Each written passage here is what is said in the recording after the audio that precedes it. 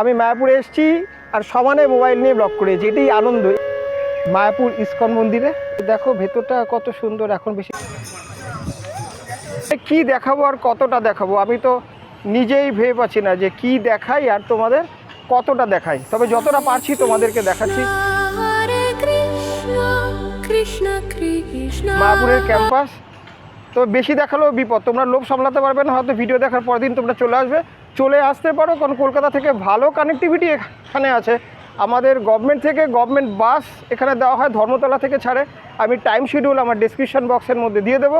এই বাস এইখান দিয়ে আসে, এইখান দিয়ে এসে কিন্তু ক্যাম্পাসের এই ভেতরেই এই বাস হচ্ছে থামে, কাজে কোনো অসুবিধা নেই। এবং এসি বাসও আছে।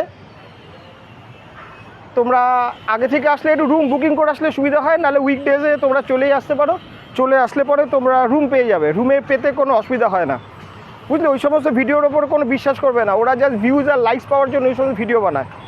কোনো অসুবিধা হয় না, এখানে কোনো আলাদা প্রায়োরিটি দেওয়া হয় না। যে এখানে বলে যে মিনিস্টার মুখ, দেখো ওদের জন্য দিতে সব জায়গাতে প্রায়োরিটি পায়। বলো আজকে যদি তোমার বাড়িতে প্রধানমন্ত্রী বা আমাদের মুখ্যমন্ত্রী যায়, তুমি কি আলাদা প্রায়োরিটি দেবে না? সকলকার বক্তব্য কি তাকে এক করে নেবে? একদমই না। এখানে তোমরা যারা গাড়ি নিয়ে আসবে কোনো অসুবিধা নেই। এই যে আমার পেছনে এই যে জায়গা, এইখানে তোমরা হচ্ছে পার্কিং জোন পেছন দিকে আছে, ওই পার্কিং জোনে তোমরা গাড়ি রাখতে পারো। এটা হচ্ছে বংশী ভবন, তোমরা দেখতে পাচ্ছ, এটা হচ্ছে বংশী ভবন। তার পাশেই রয়েছে সুন্দর, খুব সুন্দর, আমি বলি ঈষদোদ্যান ভবন ওটার নাম। ওখানে আসলে তোমরা থাকবে অবশ্যই। আমার খুব ভালো লেগেছিলো ওখানে থেকে, কারণ ওখানে আমি একবার ছিলাম। এখানে মায়াপুর আমি প্রায়ই আসি, এবার মায়াপুর নিয়ে আমি অনেক দিন ধরে চাইছিলাম আমি একটা ভ্লগ করি, কিন্তু কালকে সেই সুযোগ পেয়ে গেছি। আমি এখানে এসে তোমরা দেখছো এখানে বাচ্চাদের খেলার জন্য খুব জায়গা হয়েছে। কালকে তো বৃষ্টি হয়েছিল, একটু জল, হ্যাঁ তোমরা দেখতে পাচ্ছ পুরো জিনিসটা। এবং দেখো গাড়ি নিয়ে অনেকে আসছে, এরা বিভিন্ন সেবাতে এখানে যুক্ত আছে। এবার বাইরে থেকে অকেশনের দিন প্রচুর মানুষ এখানে গাড়ি নিয়ে আসে, তাদের কোনো অসুবিধা হয় না। তুমি গাড়ি নিয়ে আসতে পারো। দেখতে পাচ্ছ দূর থেকে গীতা ভবন দেখা যাচ্ছে। এবং এইখানে কোনো ইউটিউব ভিডিও ব্লগার যদি ঢোকে, তাহলে যে কত কন্টেন্ট পাবে তার কোনো ইয়েতা নেই। তবে তোমাদের আমি লং ভিডিও তৈরি করে অবশ্যই দেখাবো। তোমরা লং ভিডিওটা আমাকে করার জন্য একটু সাবস্ক্রাইবার আমার বাড়াতে হবে, নাহলে আমি লং ভিডিও আপলোড করতে পারবো না। তা আমি যেইভাবে তোমাদের সামনে দেখো, এখানে আরেকটা বইটা কিন্তু প্রচুর পাখি, মানে এত পাখি আছে, তোমাদেরকে আমি দেখাচ্ছি। দেখো কিছু কিছু পাখি তোমরা আমাকে নিয়ে দেখো, তাহলে তোমাদের বুঝতে সুবিধা হবে। এত পাখি এখানে দেখা যায়, পাখির আবার তুমি কলকাতা শহরে কোথাও পাবে না। এবং এইখানে আসলে তোমাদের একটা জিনিস হবে কি বলো তো, যে মনটা একটু রিফ্রেশ হয়ে যাবে, এটা ভালো লাগবে। এখানে কলকাতার খুবই কাছে, তুমি যদি 4 হুইলারে আসো, যেমন আমি এসেছি, এখানে কলকাতায় 134 কিলোমিটার, নিজের গাড়িতে আসবে ইচ্ছা মতো, একবারও চলে আসতে পারো। রাস্তা এখন খুবই ভালো হয়েছে। তোমরা দেখতে পাচ্ছ আমি এখন চলে এসেছি ঈষদোদ্যান ভবনের সামনে। ওই যে ঈষদোদ্যান ভবন, ওখানে হচ্ছে থাকার গেস্ট হাউস। এবং এখানে ওয়েস্ট ম্যানেজমেন্ট সিস্টেম অত্যন্ত ভালো, জায়গায় জায়গায় তোমরা এরকম বিন পাবে। এবং এখানে কিন্তু কোনো দুর্গন্ধ বেরোচ্ছে না, আমাদের ওখানে যেন দুর্গন্ধ বেরোয়, এখানে সবই হচ্ছে অর্গানিক ওয়েস্ট। এই ট্রাক্টর দিয়ে এখানে ওয়েস্ট ম্যানেজমেন্ট করা হয়, বিভিন্ন ডাস্টবিন যে থাকে সেগুলো থেকে কালেক্ট করা হয়। ইনঅর্গানিক ওয়েস্ট অন্য জায়গায় রাখার ব্যবস্থা আছে। এই যে তোমাদেরকে এবার দেখাই, কলকাতা মায়াপুর বালেশ্বর তার বাস এখানে এসেছে, এখানে তা ধোয়া পোছা চলছে, আবার হয়তো বেরিয়ে যাবে। আমি আস্তে আস্তে এগিয়ে এসে কত সুন্দর জায়গাটা, মানে এত সুন্দর জায়গা তুমি কিন্তু আর দেখতে পাবে না। এটা আমি তোমাদেরকে যেটা দেখাচ্ছি, এটা মন্দিরের ব্যাক সাইডের জায়গা।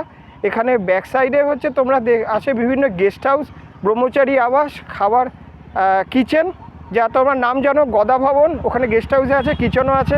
এবার এখন প্রত্যেকটা যে ডিপার্টমেন্ট, সেই ডিপার্টমেন্টগুলোতে এই দেখো কত গাছ লাগিয়েছে, দেখেছো এখানে বিভিন্ন আম গাছ, জাম গাছ, জামরুল গাছ, কত গাছ, আর কদম গাছ, প্রচুর বিভিন্ন গাছ আছে, অশোক গাছ, মানে এমন গাছ আছে যেগুলো নাম যায় না, কিন্তু ভগবান শ্রীকৃষ্ণের খুব প্রিয়। ও ইস্কন মায়াপুর একটা অন্যতম বিষয়, এইটুকু ছোট্ট গাছ, কিন্তু তার মধ্যে দেখেছো আম হয়েছে। আর এখানে একটা জিনিস খুব সুন্দর আছে, কিছু কিছু ফুল গাছে যেগুলো ছোটো গাছ, ওগুলো লেখা আছে যে কৃষ্ণের ফুল তুলিবেন না। কি সুন্দর জিনিস। দেখো গীতা ভবন রিসেপশন, আমি সবগুলো আমার ডেসক্রিপশান বক্সে দিয়ে দেবো।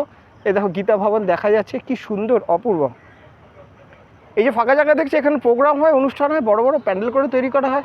এখানে অসময়ে দেখো জমিগুলো ফেলে রাখা হয় না। এই যে তোমরা যেটা দেখছো, এটা হচ্ছে ভুট্টা গাছ, ভুট্টা হবে, এবং সবই হচ্ছে এখানে বিক্রি করা হয় না, অনেক বাজে কথা বলে। এবং এইগুলোকে দিয়ে কিন্তু এখানকার ভগবানের সেবা এবং ভক্তদেরই বিক্রি করা হয় খুব রিজনেবল দামে, কোনো এক্সট্রা এক গাদা দাম বা ইত্যাদি এগুলো নেওয়া হয় না। বাইরের অপপ্রচার তোমরা করো না, এবং তোমরা মনে করো না যে আমি এখানকার ভক্ত বলে সবই পজিটিভ বলছি, তা নয়। নেগেটিভ যেগুলো আছে সেগুলো নেগেটিভ বলে ধরাই পড়ে না, কারণ পজিটিভ হচ্ছে 99%, 1% নেগেটিভিটি। এবং তোমরা দেখতে পাচ্ছ, এবং এখানে বর্তমানে যে একটা অদ্ভুত জিনিস, মায়াপুর আসলে সবাই যেটা মায়াপুরে থাকতে চায় ভালো লেগে, এবং তার জন্য অনেকে অনেক বিপদে পড়ে। এখানে দেখো সেটার জন্য লেখা হয় জমির দালাল হইতে সাবধান। খুবই সাবধান, এখানে আসো, ঘোরো, আবার বাড়ি চলে যাও, নিজের জায়গায় থাকো, কিন্তু এখানে মনটাকে একটু বিকশিত করার জন্য, একটু ভালো লাগার জন্য আসো। এখানে থাকতে চেও না, থাকতে যদি চাও তাহলে সেইভাবে দেখে শুনে বুঝে এখানে থাকো। কোনো জমির দালালের প্রতারণায় পড়ো না, কারণ এর পুরোটা মায়াপুরের ক্যাম্পাস, এটা তোমায় দেখাচ্ছি। এর বাইরে হচ্ছে জনসাধারণের জায়গা, যেখানে প্রচুর ফ্ল্যাট তৈরি হচ্ছে, বিক্রি হচ্ছে, অনেকে কিনছে এবং কিনে অনেকে ঠকছে, সমস্যায় পড়ছে। তাই বলে মায়াপুর কিন্তু খারাপ নয়, ভগবানের জায়গা। তুমি আমি যদি ঠিক করে এখানে সমস্ত কিছু করি, কোনো অসুবিধা নেই। হ্যাঁ, যেটা বলছিলাম যে এখানে অনেকগুলো থাকার জায়গা আছে, যেমন হচ্ছে গদা ভবন, গীতা ভবন, ঈশ্বরদান, নামহট্ট, চৈতন্য ভবন, অনেকগুলো। এছাড়া আছে তোমার গোশালার দিকেও যাব, সেটা পরের ব্লগে তোমরা দেখবে। তা এখানে হচ্ছে অনেকগুলো ডিপার্টমেন্টেই কিন্তু নিজেদের খাবার ব্যবস্থা আছে। যেমন ধরো গদা ভবন, আগে সবাই গদা ভবনেই থাকতো, আসতো, কারণ এটা ছাড়া অন্য কিছু ছিল না। আর বংশী ভবন ছিল। এখন কিন্তু গদা ভবন, বংশী ভবন ছাড়া অন্য অনেক ডিপার্টমেন্ট আছে, সেখানে তোমরা আসো, থাকতে পারো, ঘুরে ঘুরে থাকতে পারো, খেতে পারো। আর খাবার জায়গা প্রচুর আছে, ফ্রিতে খাবার পেতে পারো, অন্নদান কমপ্লেক্স। আরেকটা হচ্ছে তোমার ওই সুলভ কমপ্লেক্সে সুলভ আমাদের সেন্টার আছে, সেখানেও তোমরা পেতে পারো। সেখানে নামমাত্র মূল্যে পাওয়া যায়, বিভিন্ন ক্যাটাগরির এখানে খাবার প্রসাদ আছে। তুমি তোমার যেমনটা পছন্দ তুমি কিনে খেতে পারো। তুমি যেমন ক্যাটাগরির জায়গায় থাকতে চাও তুমি থাকতে পারো, ফ্রিতে থাকতে পারো। এখানে 50 টাকা দিয়ে থাকতে পারো, আবার তুমি 5000 টাকা ডেলি রুম আছে সেখানেও থাকতে পারো, যেমন করে থাকতে পারো। এখানকে ইসকন ম্যানেজমেন্ট অথরিটি কিন্তু সবার জন্য সমস্ত রকম ব্যবস্থা করে রেখেছে। তবে আমি একটা জিনিস বলবো, বাইরের অপপ্রচারে কান দিও না। ইসকনে এসে তোমরা দেখো যে কতটা ভালো তোমাদের জায়গা। এখানে সব পজিটিভ, প্লাস হচ্ছে এখানকার মেডিটেশন। ওই মেডিটেশন যদি একবার তোমরা বাড়িতে গিয়ে করতে শুরু করো, দেখবে জীবনটা পাল্টে যাবে। অনেক কিছু, যেমন ফ্রি, এটার জন্য কোনো পয়সা করি ইত্যাদি নেওয়া হয় না। তোমরা দেখো এখানে গীতা ভবন রিসেপশনের এই বোর্ডটা আমি তোমাদের এখানে দেখিয়ে রাখি। তোমরা দেখতে পাচ্ছ এই যে কোকিল উড়ে যাচ্ছে, দেখছো? এখানে যে কত কিছু, টিয়া, কোকিল এবং অনেক নামটা জানা পাখি। এছাড়া তো তোমার আছেই, কী বলে যেন, স্কুইরেল, কাঠবিড়ালি আছেই, অনেক কিছু রয়েছে। ভক্ত আজকে হচ্ছে শনিবার, ভক্ত আসো, শনি রোববার মোটামুটি একটু ভিড় হয়। তবে তোমরা চলে এসো যে কোনো সময়। তবে অনুষ্ঠান যখন চলে সেই সময় না আসলেই ভালো, কারণ প্রচুর ভিড় হয়, রুম পেতে অসুবিধা হতে পারে। তবে একটু আগে এসো তোমরা, যখন তোমরা হচ্ছে গিয়ে হ্যাঁ একটু খোঁজ খবর নিয়ে অনলাইনে তোমরা বুক করতে পারো। হ্যাঁ, Mayapur guest house online booking, এই সাইটে গিয়ে একটু সার্চ করে দেখো, ভালো লাগবে খুব। আর যারা আমার কথা বিশ্বাস করতে পারছো না, তারা উইকিপিডিয়া, ইউটিউব ইত্যাদি জায়গায় সার্চ করতে পারো, দেখো। যদি কোনো সহায়তা দরকার হয় বলো।